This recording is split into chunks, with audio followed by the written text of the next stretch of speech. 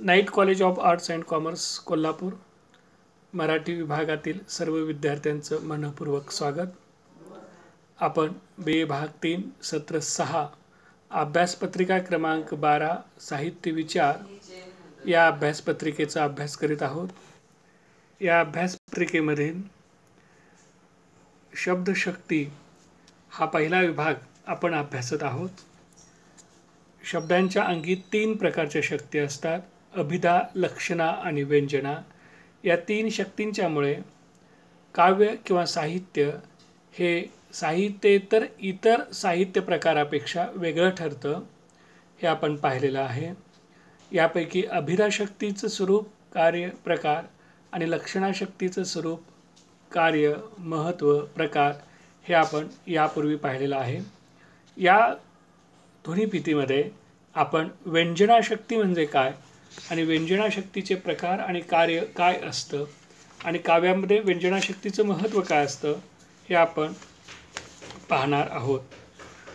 काव्यामध्ये शब्दार्थांना वाच्यार्थाहून वेगळाच अर्थ प्राप्त होत असतो. काव्य सौंदर्य या कविव्यापार निर्मित अर्थावर अधिष्ठात झालेले असते. हाच शब्दांचा व्यंजनार्थ होय. व्यंजना शक्तीद्वारे प्रकट होणाऱ्या अर्थाला व्यंजनार्थ किंवा व्यंगार्थ असंही म्हणतात. याशिवाय ध्वन्यार्थ, प्रतिमान अर्थ, सूचितार्थ अशी ही नावं व्यंगार्थासाठी वापरली जातात. काव्याची परिभाषा करताना किंवा काव्याचं स्वरूप स्पष्ट करत असताना आचार्य कुंतल व आनंदवर्धन यांनी व्यंगार्थ व ध्वन्यार्थ यांना काव्याचा आत्मा वा जीवित मानले आहे. मुख्यार्थ, लक्ष्यार्थ व ध्वन्यार्थ यांच्यापेक्षा अधिक व्यापक अर्थ व्यक्त करण्याचे सामर्थ्य व्यंगार्थामध्ये असते. मात्र मुख्यार्थ मनात भरल्याशिवाय पुढील अर्थास वाव मिळत नाही. पण हा अर्थ मुख्यार्थात समाविष्ट नसतो. मुख्यार्थ हाच जणू व्यंगार्थाचे माध्यम बनलेला असतो. उदाहरणार्थ, घंटा झाली हे विधान किंवा प्रत्यक्ष घंटेचा नाद ऐकणाऱ्या एखाद्या शाळेतील किंवा महाविद्यालयातील वेगवेगळ्या प्रकारचे काम करणाऱ्या व्यक्तीस वेगवेगळ्या अर्थाचा प्रत्यय होईल. शिक्षकांना तास संपल्याचा किंवा नवीन तास सुरू झाल्याचा बोध होईल.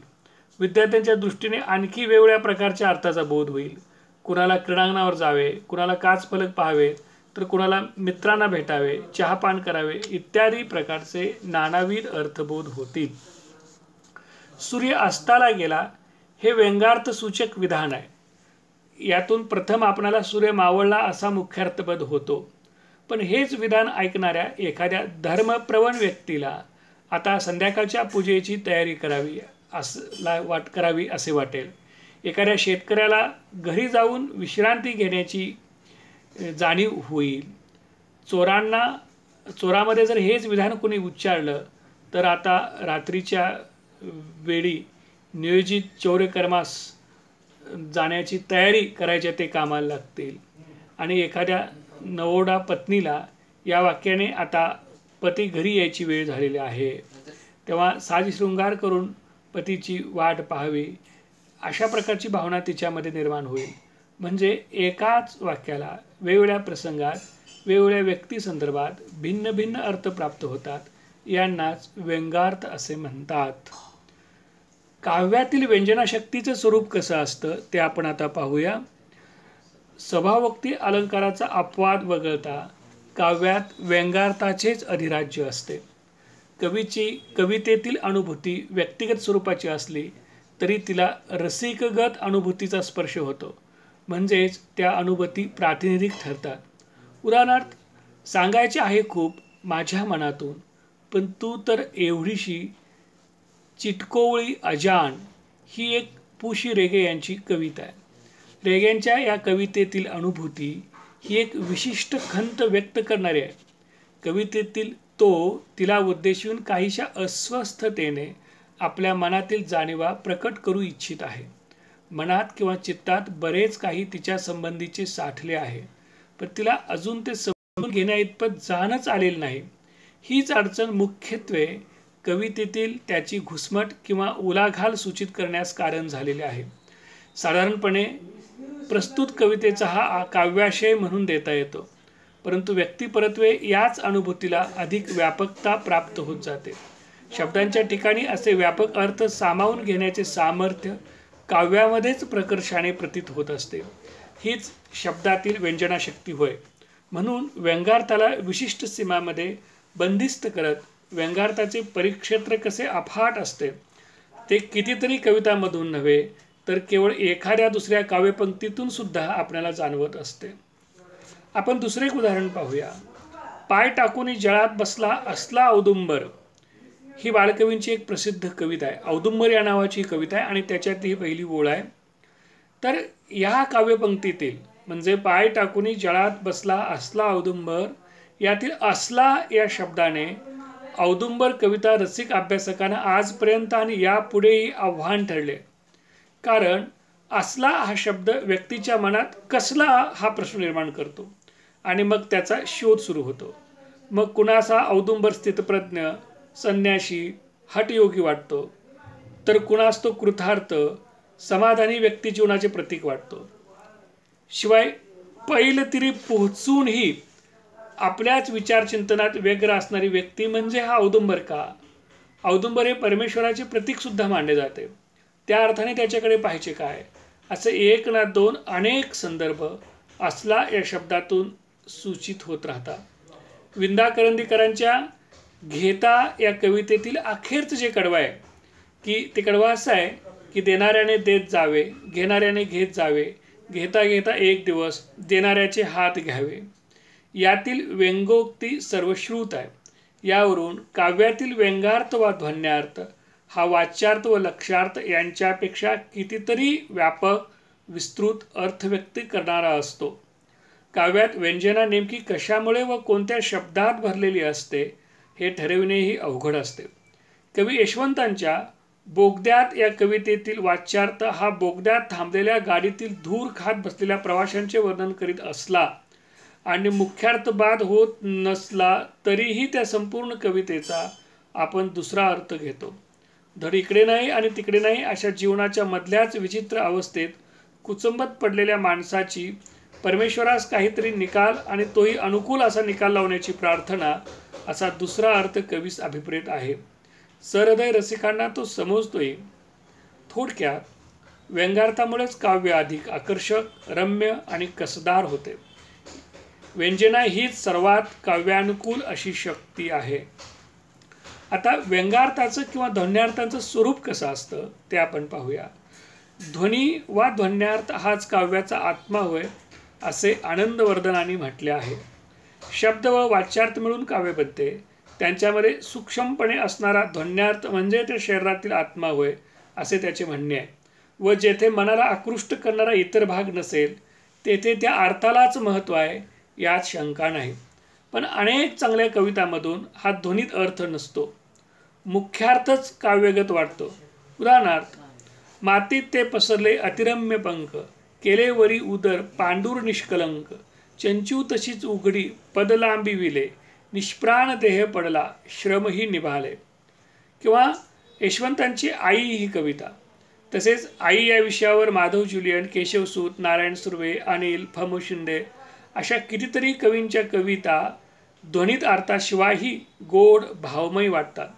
या दृष्टीने विचार करता रस म्हणजे भावना व ती ध्वनीतच असते असा ध्वनिकारांचा आग्रह कितपत यथार्थ मानायचा असाही प्रश्न उभा राहतो. या ठिकाणी आपण फारशी उलटसुलट चर्चा न करता कोणतेही काव्य हे बाह्यता वाच्यार्थ लक्ष्यार्थदर्शक वाटले तरी त्यांचे अस्तित्व कोणालाही दाखवून देता येणे शक्य नसते. कमी अधिक प्रमाणात शब्दांच्या ठिकाणी असणाऱ्या तीनही शक्ती काव्यातील शब्दामध्ये वास करीत असतात. त्यांच्या विशिष्ट समन्वयामुळेच काव्याला सौंदर्य वा रसत्व प्राप्त होत असते. यावरून व्यंगार्थाचं वा ध्वन्यार्थाचं स्वरूपही बरेचसे लवचिक असते असे आपणास म्हणता येते. आता व्यंजनाशक्तीचे प्रकार आपण पाहूया. शब्दामध्ये सूचितार्थ प्रकट करणारी जी व्यंजनाशक्ती असते ती दोन प्रकारची असते. अभिधामूलक व्यंजना आणि दुसरी लक्षणामूलक व्यंजना. भाषेत अभिधामूलक व्यंजना किंवा लक्षणामूलक व्यंजना हे आपण पाहिलं. भाषेत दोन किंवा अधिक अर्थ असणारे कितीतरी शब्द असतात. शब्दांना ते अभिधा किंवा संकेत या शक्तीने प्राप्त झालेले असतात. संदर्भाप्रमाणे त्या शब्दांचे अर्थ वेगळे होतात. उदाहरणार्थ कर, तीर, मुका इत्यादी. बोलताना कधीकधी या शब्दांचा आपणास एकाऐवजी दोन अर्थ देणाऱ्या अभिधेवर अवलंबून असतो. उदाहरणार्थ कोल्हटकरांच्या एका नाटकात नायकाने काही वेळा हेतुपूर्वक मुक्याचं सोंग घेतलेलं आहे. त्याच्या संबंधी लिहिताना कोल्हटकरांनी मुक्याचे व्रत, मुक्याशी गाठ असे शब्द सहेतुक योजले आहेत. परंतु त्यांना मुका या शब्दाचा मौन या पहिल्या अर्थाऐवजी चुंबन असा दुसरा अर्थ सुचवायचा आहे. अशी सूचकता म्हणजेच व्यंजना, तिलाच अभिधामूलक व्यंजना असं म्हणतात. संस्कृत काव्यशास्त्रज्ञांनी व्यंजनाशक्तीचे स्वरूप स्पष्ट करण्यासाठी तिचे दोन मुख्य आणि त्यांचे आणखी उपप्रकार मानले आहेत.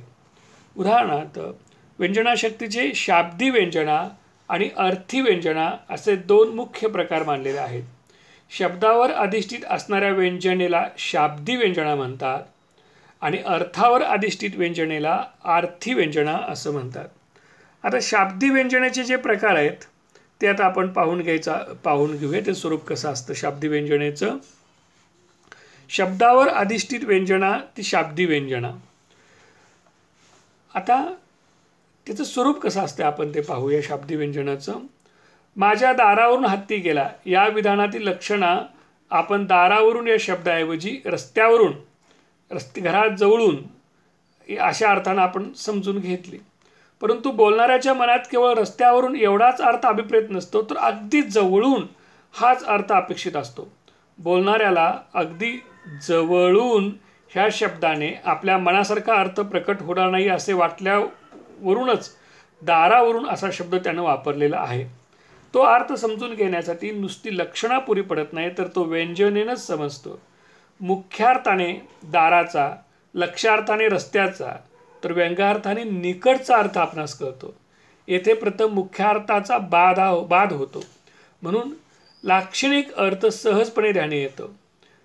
या वाक्यामध्ये निकटत्व दर्शवणे हे प्रयोजन कळतेच असे नाही. त्यासाठी व्यंजनाशक्तीचा आधार घ्यावा लागतो.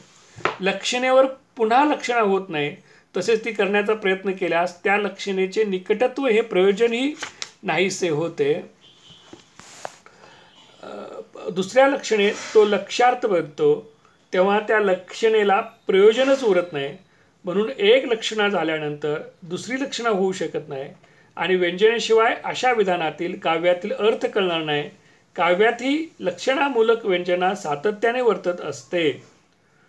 उदाहरणार्थ हळदीच्या अंगाने ती आली माझ्या दारी, मला सावधान म्हणून फिरली माघारी या कवितेतील अभिधा आपणास कळते. लक्षणेने कुणी एक नवविवाहिता येते व जाते हे कळते, तर व्यंजनेने कवितेतील त्याच्या अंतरंगातील खळबळीचा आणि तिच्या सावधान म्हणून मागे फिरण्याच्या उक्ती कृतीतील वेगळाच अर्थ आपणास कळतो. याप्रमाणे प्रथम अभिधेने प्रतिमा कळतात, लक्षणेने या प्रतिमांचे विशिष्ट अर्थ उकलतात आणि शेवटी त्यांच्या आधारे कवितेतील व्यंग्यार्थ वा सूचितार्थ समजतो आणि म्हणून अशा रचनेला एक प्रकारचे कलात्मक सौंदर्य प्राप्त होते. थोडक्यात मुळाशी लक्षणा असलेल्या व्यंजनेस लक्षणामूलक व्यंजना असं म्हणतात. आपण जे व्यंजनेचे दोन प्रकार पाहत होतो त्याच्यामध्ये अभिधामूलक व्यंजना आणि लक्षणामूलक व्यंजना हे त्याचे दोन प्रकार आपण पाहत होतो. हे शाब्दी व्यंजनेचे दोन प्रकार आहेत. आता आर्थी व्यंजनेचे तीन प्रकार मानलेले आहेत. आर्थी व्यंजनेचे ते आपल्या पौरात्य साहित्य मीमांसकांनी मांडलेले हे तीन प्रकार आहेत. एक वस्तुध्वनी, दोन अलंकार ध्वनी आणि तीन रसध्वनी हे तीन प्रकार आर्थी व्यंजनेचे मानलेले आहेत. आर्थी व्यंजनेमध्ये व्यंग केवळ वस्तुरूप असते, म्हणजे साध्या वाच्यार्थातून व्यक्त होणारा व्यंगार्थ हा केवळ एखाद्या वस्तूचा किंवा कल्पनेचा आविष्कार करतो, तेव्हा वस्तुध्वनी होतो. उदाहरणार्थ सूर्य अस्ताला गेला या वाक्यातून ते उच्चारणाऱ्याला व ऐकणाऱ्यांना जे वेगवेगळे अर्थ जाणवतात ते अर्थ वस्तुरूप आहेत. म्हणजेच व्यंग्यार्थाने जाणवणारा भावार्थ साध्या वाच्यार्थानेही सूचित करता येत असेल, तर ते वस्तुध्वनीचे उदाहरण होय. आता दुसरा जो प्रकार आहे तो अलंकार ध्वनी आहे. त्यामध्ये जेव्हा काव्यात व्यंगार्थ एखाद्या अलंकाराच्या रूपाने व्यक्त होतो व तेथे त्यातील अलंकारही सूचित असतो तेव्हा अलंकार ध्वनी होतो. उदाहरणार्थ 2 दिवस वाट पाहण्यात गेले, 2 दुःखात गेले, हिशोब करतो आहे किती राहिले डोईवर उन्हाळे, शेकडो वेळा चंद्र आला, तारे फुलले, रात्र धुंद झाली. नारायण सुर्व्यांच्या 2 दिवस कवितेतील भाकरीचा चंद्र हे एक रूपक आहे. पहिल्या 3 ओळीमध्ये मात्र उपमेयाचा निर्देशही केलेला नाही, म्हणून येथे व्यंगार्थ अलंकाराच्या रूपाने व्यक्त झाला आहे. वाच्यार्थ व लक्ष्यार्थानेही आपणास काव्यार्थ आकळत नाही, त्यासाठी व्यंजनाशक्तीचा आश्रय घ्यावा लागतो. तिसरा जो व्यंजनेचा प्रकार आहे अर्थीव्यंजनेचा, तो म्हणजे रसध्वनी. त्यामध्ये अर्थीव्यंजनेचे वस्तुध्वनी आणि अलंकार ध्वनी हे लौकिक ध्वनी आहेत, तर रसध्वनीला अलौकिक ध्वनी असं म्हटलेलं आहे. कारण आनंदवर्धनानं तर रसाल ध्वनीलाच काव्याचा आत्मा असं त्यांनी म्हटलेलं होतं. रस हाच काव्याचा आत्मा आहे असं आनंदवर्धन म्हणतोय. रस प्रतीती हीच ध्वनी प्रतीती असते.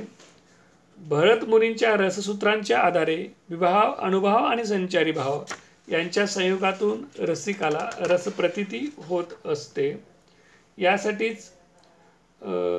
यासाठी विभाव अनुभवांचं अस्तित्व अथवा विशिष्ट क्रम रसिकाला जाणवत नाही.